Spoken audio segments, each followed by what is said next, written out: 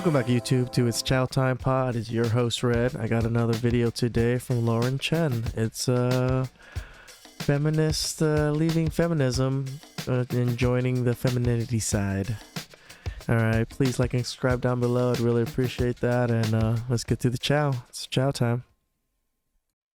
Lauren here. Let's talk about the women who have left feminism for femininity. So a while ago, I did a video about this viral thread that showed all of these before and after photos of people who had grown up in, let's just say, more traditional or conservative households who, upon going to college or just leaving their family homes, embraced progressivism and all of the, let's just say, aesthetic choices that went with that. And what's interesting is that the people posting these photos of themselves, they were clearly showing the world these images as sort of like a glow up. Look how boring I used to look back when I believed in traditional gender roles versus now that I'm a little communist, I have piercings and colored hair. The spin of the people posting the photos was clearly, oh, look at what a positive growth this has been. But I think for most of us, we could appreciate that like 99% of the time, the people looked worse. And I'm not just talking about in their fashion, or grooming choices, but they looked more miserable, more manic than they used to. That was definitely an interesting video, at least in my humble opinion, but it was also somewhat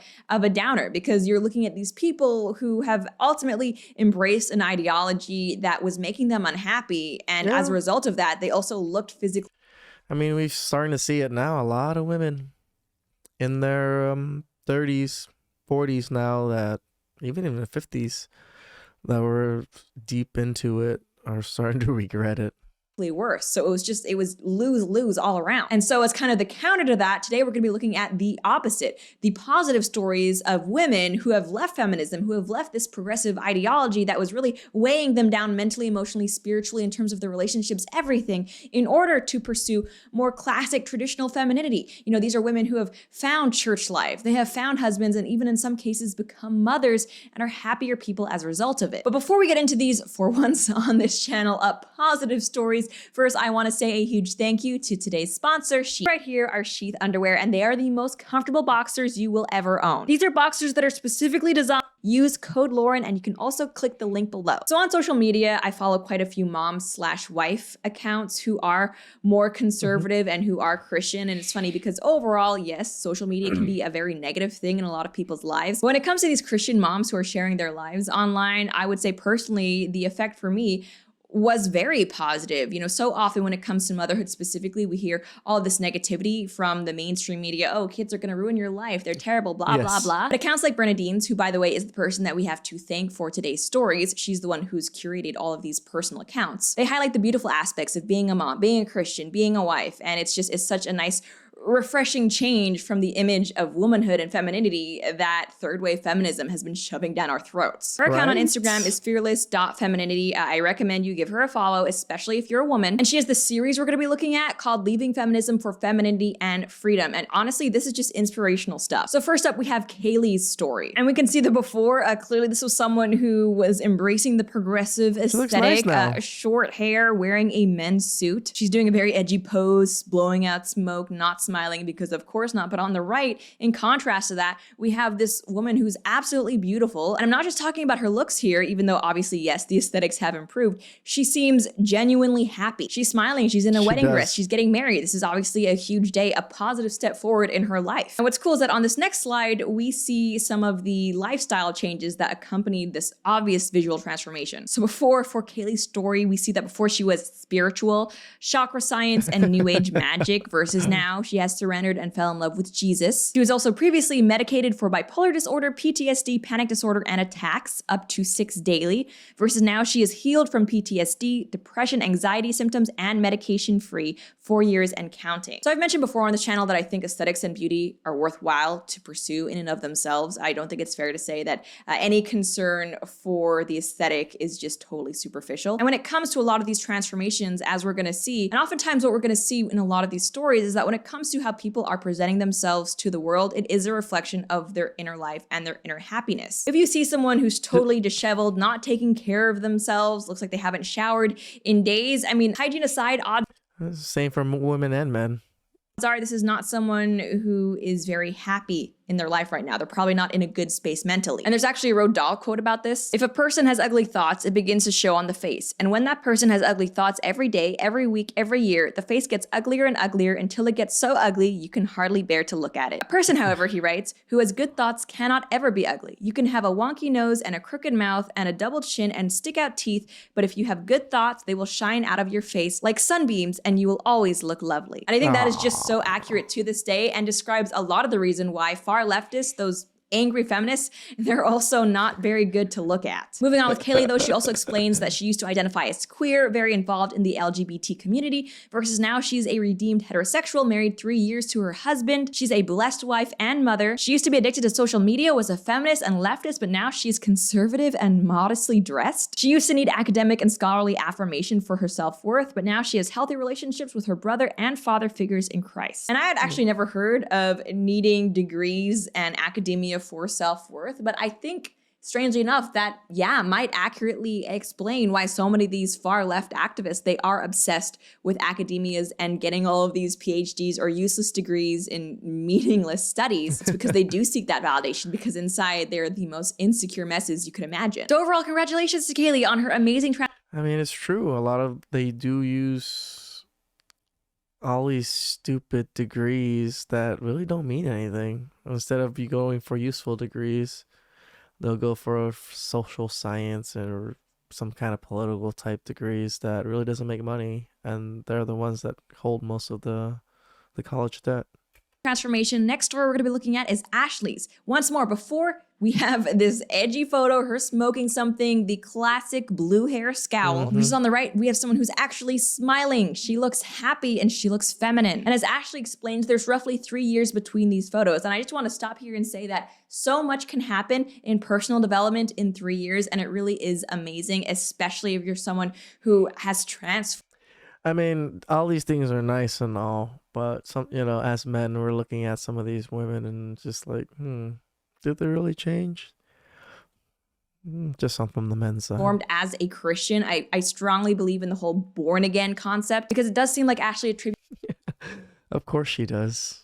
her positive transformation, her personal growth, to coming back to Christ. She writes, I stopped believing I'm an invincible boss babe who don't need no man. I stopped watching movies and TV shows that put me in a bad space mentally. Stopped smoking weed, stopped getting drunk, cut out all the friends that were bad for me.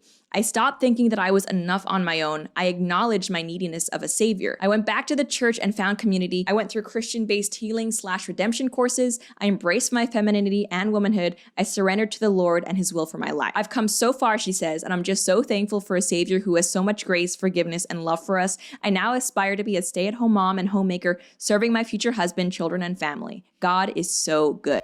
Again, like, I just hate to be cynical about these things, but I mean, a lot of the times these are women that, that had their fun, have been ran through, and now they found Christ or a born again virgin kind of thing, where they're not going to give up anything to the person until they get married, when you've given it away for the last, I don't know how many years. So I'm not trying to shit on these women or anything, but it's just how men kind of see it. So often, and yes, including on this channel, we focus on those stories of people who are radicalized to the far left, who throw away the good things they had in life in order to pursue whatever far left craziness the media. Yeah, I'm not saying it's a bad thing that these women figured things out. It's great, but it's just. Yeah, usually it just feels disingenuous when they're at their later ages. And pop culture is pushing on us. I don't know about you guys, but I do find it refreshing to see that, yes, sometimes the opposite actually happens. Sometimes people who are in the thick of it, who are living terribly for the world and for themselves, they do come back home. And just more broadly, I feel like these stories highlight the fact that if you're not happy with who you are today or who you've been in the past, that absolutely does not need to define who you're going to be in the future. Because for a lot of these people, especially the See, that I agree with.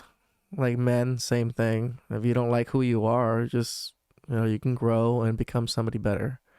So that's why I don't want to shit on these women or anything like that. Like, it's very hard for a lot of these women, like a lot of women in general, to admit that they were wrong and they would prefer to do the other way and, start acting that way.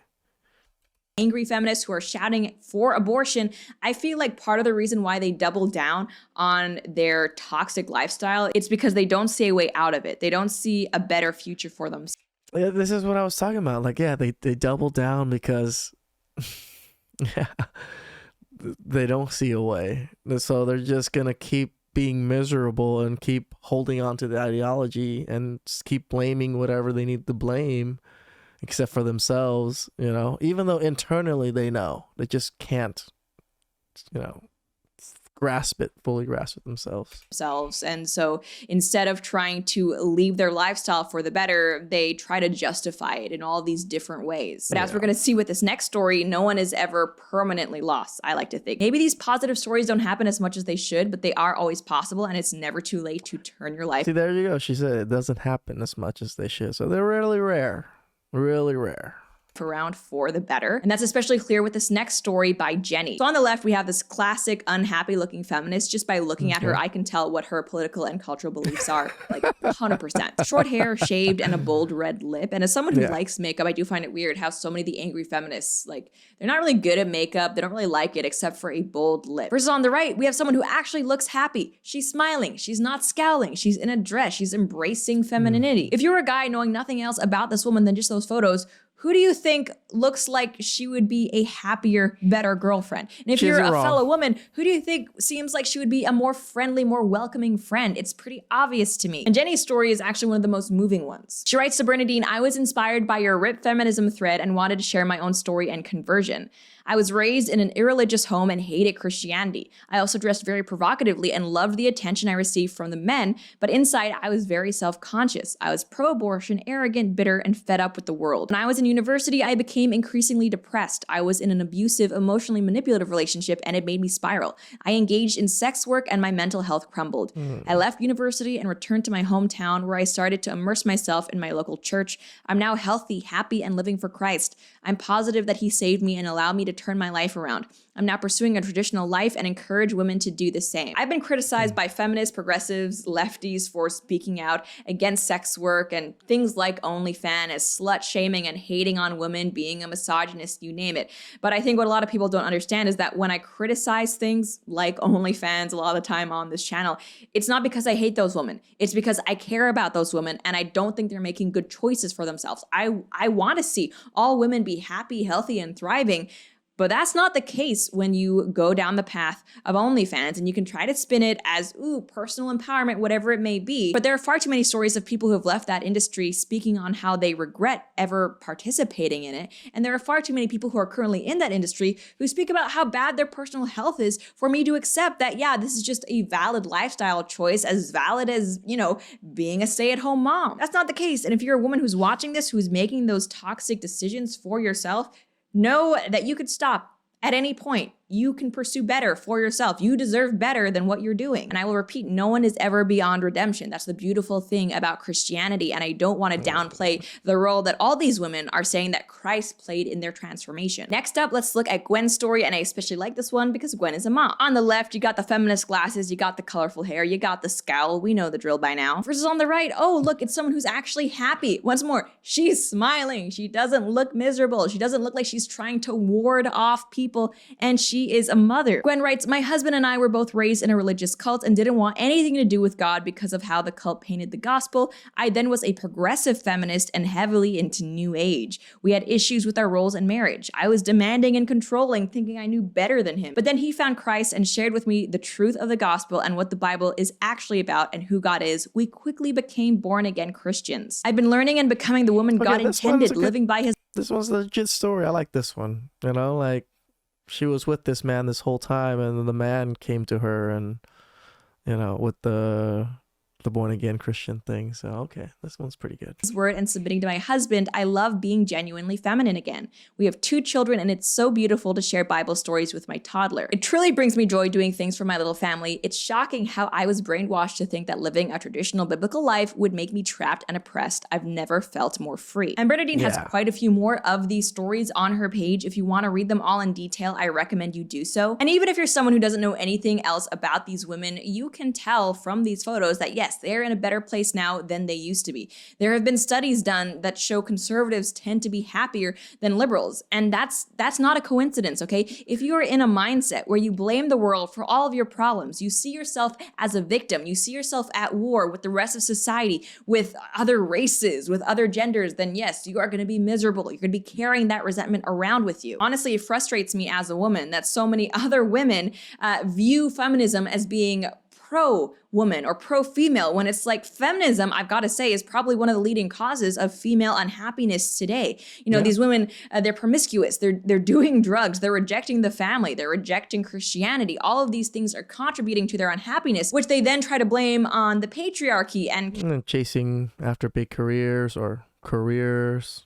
Capitalism, when it's like, no, you're unhappy because of you. You are doing these things to yourself, but the good news is, once more, you can stop at any time. And by the way, guys, I did want to mention, since I am so supportive of Bernadine's page and what she's doing with her platform, she actually has a dating course for women called Simply Smitten. She describes it as the ultimate femininity dating and courting guide for the traditionally minded single woman who wants to attract a husband material man. So if you're This part I don't like, like so many dating coaches and femininity coaches nowadays is like, I don't know if they're working or not. Just so many of them popping up. I don't know. It sounds just disingenuous about it. That's why. a woman and you're single and you want guidance, you want some help, Especially when you're like charging people. learning about what exactly it means to pursue a more traditional path, a more biblical path, and absolutely check out Bernadine's course. And if you use the code Lauren, you'll actually save 20%. And for any guys watching this, if you have a sister or female friend who you think might benefit from this course, who might want it, who might be interested in it, it would make an awesome gift. So shout out to all of the women out there who have left feminism for something better, something healthier, and something more wholesome. And if you guys have any stories of how you or someone you used to know was progressive or far left, but have actually come out of that, I would love to know about it down below in the comments. Thanks as always for watching, and as always, if you enjoyed this video, please be sure to like, share, and subscribe. It helps me out so much. Until next time. Hey, Lauren here. That was interesting, Chow. Obviously, I don't agree with everything she said, but it's nice to see some of these women changing. But we also, as men, we're always so fucking cynical about it too. Like, are these chameleons or what? But we also have to at least give them some benefit of the doubt, I guess, in some way, or else all these women now, there's no redemption in a sense, right? But I think if women wanted to change, they can. It's fucking hard for them, but if they truly wanted to, I'm sure they would. It just makes it interesting that, but as always, the Christian side that comes with or at least the religious thing that comes with it. I don't know, maybe because she's religious, and so this is why she kind of goes that way. But as like a lot of people that aren't so religious, it makes it tough to see like, But, Pearl always talks about it, that, a lot of women that go to the church, there's just so many women in the church looking for men now that, you've gone through all those things now. You're not truly virgins, but you're looking for everything that virgins deserve. So, not saying they don't deserve it. I mean, just the entitlement, it seemed like it's part of it too. So, please like and subscribe down below. I'd really appreciate that, and I'll catch you guys next time. Ciao, ciao.